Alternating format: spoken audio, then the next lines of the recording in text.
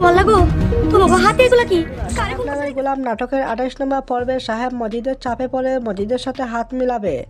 Majid member সাদিয়ার সম্পর্কে সাহেবের কাছে এমন কিছু তথ্য দিবে যা সাহেব আগে জানতো না। ওদিকে সাহেব কি প্ল্যান করবে যা মজিদ মেম্বারের সব চক্রান্ত শেষ হয়ে যাবে। সাহেব তার মা বাবা বোনকে নিয়ে চেয়ারম্যান বাড়িতে থাকতে পারবে কি পারবে না, কি হতে যাচ্ছে সাহেব নামের গোলাম 28 নম্বর পর্বে। বন্ধুরা, আপনারা আরও দেখতে পারবেন 28 নম্বর পর্বে সাদিয়া জেল থেকে মুক্তি পাবে, আবার মজিদ মেম্বার সাহেবের নামে মিথ্যা মামলা করে সাহেবকে জেলে পাঠিয়ে দিবে।